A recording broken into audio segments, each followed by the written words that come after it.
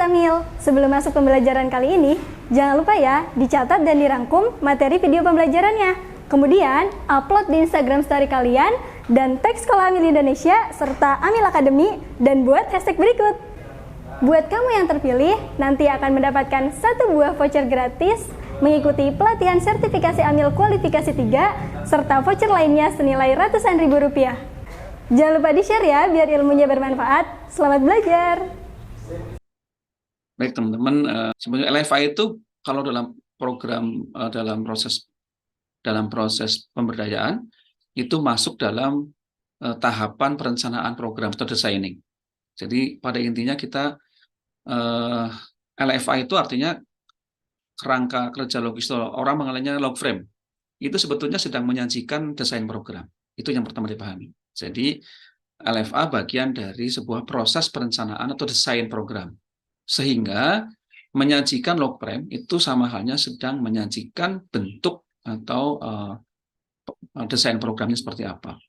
Sehingga yang kata kuncinya adalah kerangka kerja ini mesti logis. Logis itu artinya apa yang kita lakukan itu berpengaruh dan nyambung ya logika berpikir kita itu dengan hasil yang kita peroleh. Jadi kalau teman-teman sering mendengar tentang pepatah hasil tidak mengkhianati proses. Nah, kira-kira seperti itu. Tetapi kemudian teman-teman semua, proses yang kita lakukan kadang-kadang tidak mendapatkan hasil yang sesuai harapan. Karena ada faktor eksternal yang mempengaruhi. Ya, itu namanya asumsi. Jadi proses itu bisa dilakukan ketika inputnya tersedia atau bahan bakunya tersedia. Kalau bahan bakunya tersedia, maka proses dapat dilakukan. Kalau proses dilakukan, maka hasil bisa kita peroleh. Tetapi tidak selamanya hasil itu dapat kita peroleh sesuai dengan harapan kita atau ekspektasi kita. Karena ada beberapa juga faktor-faktor eksternal yang dapat berpengaruh atau variabel eksternal yang bisa saja mempengaruhi. Nah, variabel eksternal ini ada yang tidak dapat kita mitigasi ya, langsung, ada juga yang harus kita hadapi gitu ya, bahkan kita tidak bisa memitigasi.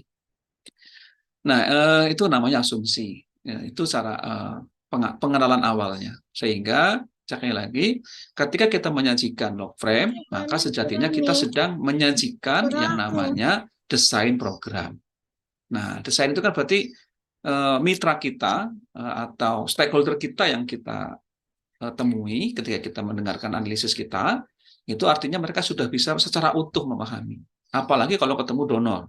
Kalau ketemu donor, maka donor sudah langsung berpikir, kalau saya menginvestasikan dalam bentuk dana atau keilmuan atau lain, maka saya bisa mencapai dampak seperti ini. Jadi ketika kita sudah menyajikan log frame, menyajikan desain program ini, maka donor sudah bisa mengira-ira return on investment-nya akan seperti apa. Yang kita kenal dengan pengukuran dampak SROI, ya, social return on investment. Jadi sebetulnya kerangka berpikir logis itu bagaimana kita cara menyajikan, meyakinkan stakeholder, khususnya donor, itu sudah bisa membayangkan kalau saya investasi sekian, maka saya atau kita dapat mencapai dampak sekian. Sehingga di awal menyajikan, orang sudah melihat, apa sih yang akan kita lakukan? Latar belakangnya apa? Kenapa harus dilakukan? Apa yang akan kita tuju? Kalau saya investasi sekian, maka social return-nya akan sekian. Itu sudah ada di bayangannya. Nah, pertanyaannya, terus bagaimana cara mengisi log frame itu? Nah, itu ada prosedurnya. Tidak bisa Anda buka tabel, apalagi tabelnya copy paste. Itu nggak bisa. Ya, harus diisi sesuai dengan prosedurnya. Ya, yang ketiga, teman-teman dengan mengisi log frame ini, maka kita diajak untuk berpikir sistematis. Ya, berpikir sistematis sebab akibat dan apa yang kita lakukan hasil akan kita peroleh. Ya, jadi hasil tidak mengkhianati proses. Itu kalau kata pepatah. Tetapi ada faktor eksternal atau faktor lain yang dapat mempengaruhi keberhasilan program. Itu namanya ya. Jadi yang secara kasarnya seperti itu. Baik, sebelum kita lanjutkan, saya akan sedikit mereview kenapa sih kita harus belajar LFA. Ya, harus belajar desain program. Karena ini sudah ada dasar. Sebagai lembaga zakat sudah punya dasar tentang mandat bahwa lembaga zakat punya mandat bagaimana kita dapat meningkatkan kesejahteraan masyarakat dan pengentasan kemiskinan. Ini berarti ada indikator-indikator kuantitatif dan kualitatif yang hendak kita capai, dan ada proses yang harus kita lakukan. Ya, itu pertama yang harus kita pahami bareng-bareng, bahwa kenapa kita belajar LFA, karena kita punya tujuan bagaimana kita meningkatkan kesejahteraan dan pengentasan kemiskinan. Itu harus kita pahami dulu. Nah, proses pengentasan kemiskinan, proses meningkatkan kesejahteraan itu harus sistematis. Ya, tidak bisa parsial-parsial dan harus berkelanjutan dan dapat diukur. Nah, pengukuran itulah yang kemudian kita nanti berbasis pada log frame. Oh ya, ini ada Bu Tika ya. Selamat pagi, Assalamualaikum Bu Tika. Insya Allah ini. Baik, berikutnya ya tadi, kemudian di undang-undang juga ada khusus pasal mengatur tentang pendayagunaan zakat untuk penanganan fakir miskin. Nah, ini kemudian melalui apa? Melalui usaha produktif. Artinya kita sedang melakukan perubahan sosial, perubahan perilaku mustahik dari yang bersifat konsumtif menjadi bersifat produktif. Jadi kalau karitatif sifatnya habis pakai, penyelamatan itu berarti konsumtif, tetapi kemudian kita harus bergeser kepada yang sifatnya produktif. Jadi pendayagunaan merupakan perubahan perilaku, proses perubahan perilaku dari konsumtif ke produktif.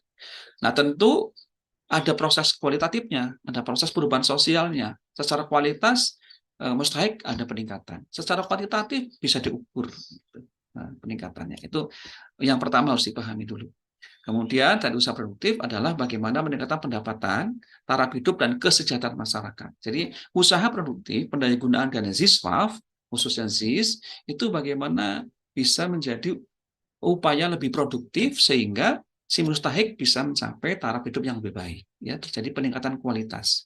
Ya, baik dari aspek baik dari aspek spiritual maupun dari aspek ekonomi. Ya. Nah, jadi apa sih dalam undang-undang ini yang dimaksud dengan produktif itu? Indikator yang dicapai menurut undang-undang, menurut mandat kita adalah tadi penghasilan itu dapat mencukupi kebutuhan dasar. Jadi bagaimana mustahik itu kalau yang fakir tidak punya penghasilan tetap, yang miskin punya penghasilan tetap, punya sumber pendapatan tetap, tetapi penghasilannya belum bisa memenuhi kebutuhan dasar. Maka bagaimana kita berupaya si mustahik itu atau dampingan kita mempunyai sumber pendapatan yang sudah tetap, dan sumber pendapatannya itu dapat mencukupi kebutuhan dasarnya. Nah, selebihnya maka harus ada upaya meningkatkan kesejahteraannya, bukan hanya sekedar menutupi kebutuhan dasar, tapi punya tabungan supaya nabung itu untuk apa? Untuk cadangan. Jadi setelah kebutuhan hari ini tercapai, maka mustahik harus punya kemampuan untuk menyisihkan sebagian pendapatannya untuk cadangan ke depan. Baik cadangan kebutuhan di hari ke depan maupun cadangan kebutuhan darurat. Nah, sehingga kebutuhan dasarnya terpenuhi untuk hari ini, esok hari bisa terpenuhi. Itu penjelasannya. Bagaimana kita punya upaya itu, ya, punya tabungan. Kemudian berpenghasilan yang bisa menutupi kebutuhan hari ini dan mengalokasikan pada kebutuhan hari depannya dan kondisi darurat itu harus berkelanjutan. Hanya harus sustainable. Nah, sustainable ini, keberlanjutan ini sangat tergantung kepada kemandirian. Kemampuan mustahik itu melepaskan diri dari ketergantungan dari pihak lain. Jadi, kata kunci di sini, pemberdayaan yang dilakukan dalam zakat tidak sekedar melepaskan mustahik, ketergantungan mustahik dari misalkan contoh pihak tengkulak, misalkan itu, dari pihak tengkulak berpindah menjadi tergantung sama las. Nah, itu berarti las dalam ini mengambil alih perannya tengkulak. Contoh kalau tengkulak, artinya, tapi keberlanjutan ini, ya, keberdayaan ini, itu dalam kata kunci keberlanjutan harus dilakukan secara mandiri, gitu. Tidak lagi bergantung kepada pihak lain, kecuali Allah SWT. Ya, jadi disinilah maka pemberdayaan itu sejatinya adalah substansi dari dakwah itu sendiri. Ya, gitu ya. Jadi Allah tidak mengubah nasib suatu kaum kecuali kaum tersebut mau mengubahnya. Kemudian jangan engkau menggantungkan dirimu kepada manusia. Ya, kira-kira gitu. Jadi sebetulnya konteks ini keberlanjutan itu seperti itu. Nah, ini yang harus dipahami. Kemudian, nah tadi bentuk-bentuk produktivitas itu ada harus meliputi peningkatan kapasitas hipotensi. Artinya bahwa si mustahik itu harus punya kapasitas dan punya peningkatannya. Sehingga apa? Sehingga dia punya kemampuan secara mandiri menyelesaikan permasalahannya. Kemampuan mengembangkan dirinya. Jadi kalau sudah punya kapasitas, kemudian dikembangkanlah kapasitas itu, baru kita beri bantuan. Artinya bantuan sifatnya adalah stimulan. Ya, bantuan untuk apa? Untuk bisa bertambah. Nah, bantuan itu nanti ada aset, ada akses dan sebagainya. Nanti lain waktu akan kita bahas. Kemudian pendampingan, kemudian monitoring pasca program. Nah, ini harus meliputi itu. Artinya bahwa tidak hanya sekedar dilatih, tapi tidak ada tahapan lain. Tidak hanya sekedar diberikan bantuan dalam bentuk modal usaha atau perlengkapan kerja saja, tapi tidak dikembangkan di tahapan lain. Nah, ini secara prinsip seperti itu, teman-teman. Ya, jadi tujuan pemberdayaan artinya bahwa membentuk manusia individu atau masyarakat yang mandiri. Nah, artinya kata kuncinya adalah pemecahan masalah yang dihadapi dengan menggunakan daya atau kemampuan yang dimiliki. Nah, jadi empowerment adalah bagaimana kita mengintervensi power, kekuasaan, daya, ya, pemberdayaan. Jadi bagaimana kita meningkatkan daya, memberikan daya kepada para mustahik ini pada kita sehingga mereka punya kemampuan yang cukup untuk bisa menyelesaikan permasalahan yang dihadapi. Nah, permasalahan itu setiap fase akan berbeda. Ketika fase inisiasi, fase mustahik, fase dibantu, fase inisiasi usaha, fase penguatan usaha, fase peningkatan jumlah usaha, itu pasti memiliki permasalahan-permasalahan yang berbeda. Nah, pada tahap awal, kita mendampingi mereka, membantu mereka, menstimulasi mereka, kemudian meningkatkan kemampuan mereka, sehingga dia memiliki kemampuan atau daya yang cukup sehingga bisa menyelesaikan permasalahan yang dihadapi dari waktu ke waktu. Itulah kata kunci dari pemberdayaan masyarakat. Jadi kita untuk memberikan satu kemampuan kepada dampingan kita supaya mereka punya kemampuan secara mandiri menyelesaikan masalah dengan potensi yang dimiliki. Ini penting di sini. Gimana Sobat Apil? Menarik kan pembahasan untuk sesi ini? Video ini merupakan video series yang akan berkelanjutan dengan video-video lainnya. Jadi jangan sampai ketinggalan untuk informasi update selanjutnya.